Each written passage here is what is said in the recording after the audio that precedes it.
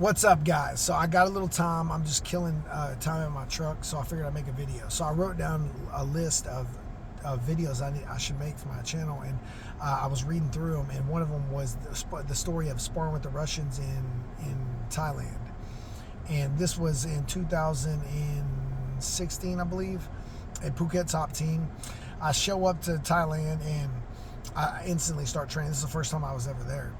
And it was amazing trip. I've been to Thailand 5 times and trained at 5 different training camps as well, 5 or 6 different spots, and very good training. And I did a month each time, so I've been a total of 5 months in Thailand. And a lot of Russians come to train in Thailand because it's not too far away, and it's affordable, very affordable. Everything is super cheap over there compared to, living in America, or compared to even living in Russia, I'm assuming, as well. So but these Russians, they'll bring in like 10 people at a time. Like, it's almost like they get government funding or something for this shit, honestly, because I've never, or they all have money, or they all are very smart with their money and save it and collectively go as a team.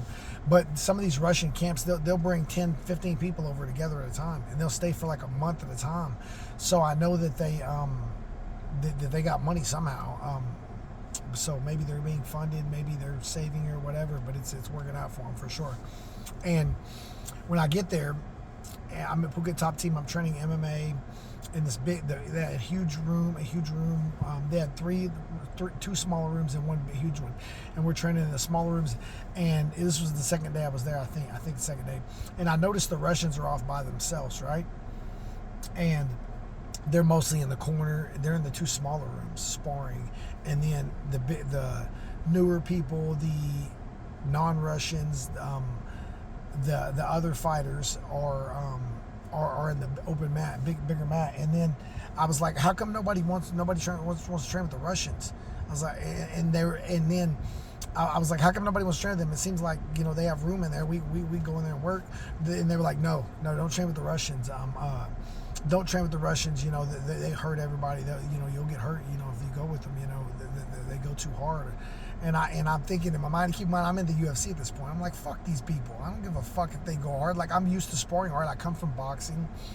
I'm wearing headgear when I spar, like back home, not in Thailand, when you're sparring light. Keep in mind, a lot of the culture over there in Thailand is sparring lighter because the Thais in Thailand, the Thais over there fight more frequently, so they don't spar hard because sometimes they're fighting 2 times a month. So it's different than doing a full 2-month training camp and then having a fight like a regular MMA fighter or a non-Thai. Some of the guys are fighting 2 or 3 times a month, and it's a big way they make their living. So they spar lightly. So a lot of the foreigners that come over there are used to that culture where they spar lightly, right? Well, the Russians ain't like that, and I respect that because I didn't spar lightly most of my career either. It was turn up. I came from boxing, and they don't really spar a lot light in boxing. They don't spar a lot of rounds like that. Probably maybe 20% of sparring in boxing is lighter rounds, and 80% of it's hard headgear on 100%. So I'm like, let's go. I was like, I don't give a fuck if they're going hard. I'll go hard with them, not a problem. So it was funny because the next sparring session, this was on a Tuesday. The next 2 days later, they sparred on Tuesday, Thursdays, I believe, there for MMA. And I go into the room with the Russian. And the first Russian I go with is Vitaly Bigdash. He was the ONE FC 205-pound champion. He was big, strong, athletic. And he starts going decently hard, so I start going hard back on him. And obviously, we're not going 100 because we are wearing the 8-ounce puffy gloves. We're kicking hard, shin guards, and we're grappling hard even as well within the MMA sparring. You're just pulling some power with the punches because it is 8-ounce puffy gloves and really no headgear. But you're going hard besides that. You're going, let's say, 75, 80% to the head and then 100% to the body, and with takedowns and everything. And I start turning up, and we're doing 5-minute rounds, and I start turning up, and he starts turning up. And obviously, this dude was quite a bit bigger than me. He would have beat me up if he would have really went 100. But I went hard enough with him that he wanted me to come back. And then I go with another Russian, and then I got to a point where by the time I'm done with this training camp, the month I was over there, I'm only going with the Russians because nobody else wants to go hard. It was really, they're saying, oh, they go too hard and they injure people. It's just I didn't see them injuring a bunch of people. They just went too hard and people didn't want to go with them. So I really respected them. So it's really more of a culture of going hard and not wasting their training in their mind, and I respect that a lot. Obviously, everything isn't hard, and everything wasn't hard for them either. But when you spar, it's turn the volume up. It's push the cardio. It's take some damage.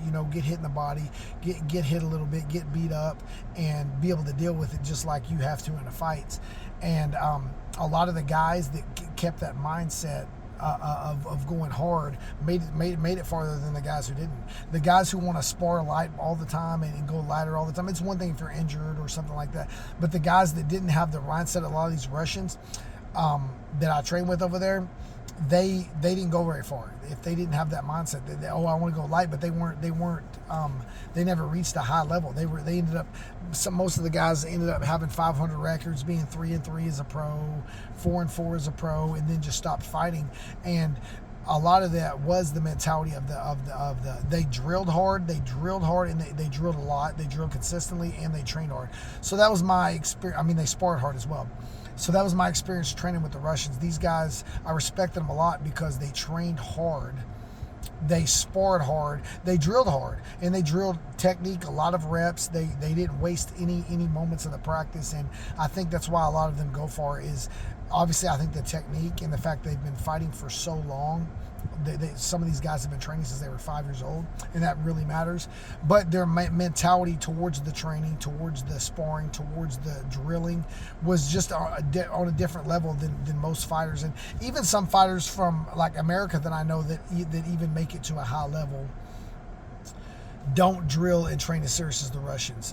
As far as technique goes, they don't drill technique the same. They don't do it as many reps, and even if they spar hard, they don't take the other stuff serious. So that was my experience of training with the Russians at Phuket Top Team, and other camps in Thailand. Is they trained hard, they drilled hard, and they were serious. They were serious, and the people who weren't serious, they had no interest in going with. They would just rather go with their own guys. So like it was almost like they weren't asking these guys, like when we had the big room, they weren't asking these other guys, hey, come in the small room and train with us. You either asked to come in there and wanted to put in work, or they didn't really care.